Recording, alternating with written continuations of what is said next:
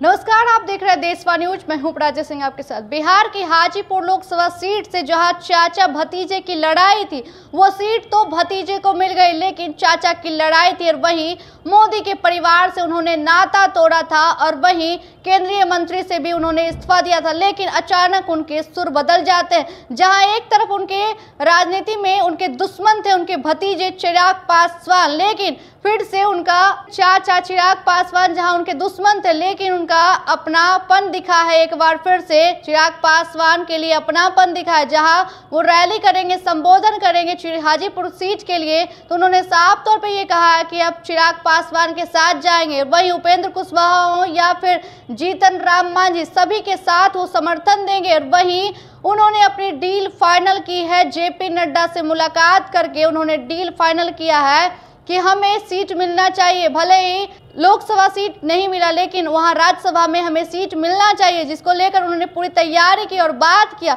और उन्हें बात का आश्वासन भी मिल चुका है, जिसको लेकर उन्होंने अपने सोशल मीडिया प्लेटफॉर्म पर भी लिखा।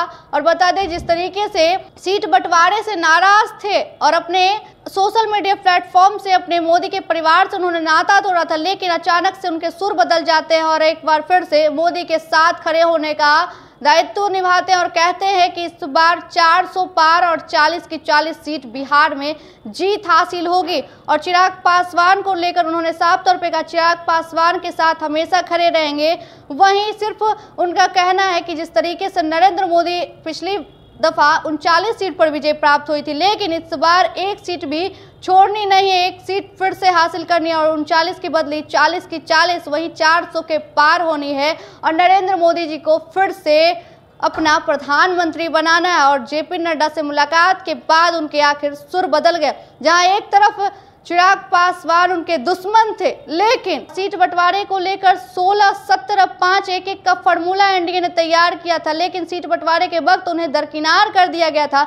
और वो महागठबंधन की ओर से हाजीपुर की सीट के लिए भी बात हुई थी, ये सूत्रों का कहना था, लेकिन कहीं ना कहीं उन्हें सीट नहीं मिला और फिर से जेपी नड्डा से मुलाकात करके और दूसरे जगह सीट फाइनल किया। वहीं 6 अप्रैल को उन्होंने जिला अध्यक्षों से बात करेंगे और बातों में 40 की 40 लोकसभा सीट। और वहीं पशुपति पारस का कहना है कि हम लोगों को 40 सीट पर विजय प्राप्त करना है और देखना होगा 4 जून को नतीजे आएंगे, आखिर क्या कुछ होता है। फिलहाल इस वक्त की खबर में इतना ही। देखते रहे देशवा न्यूज। धन्यवाद।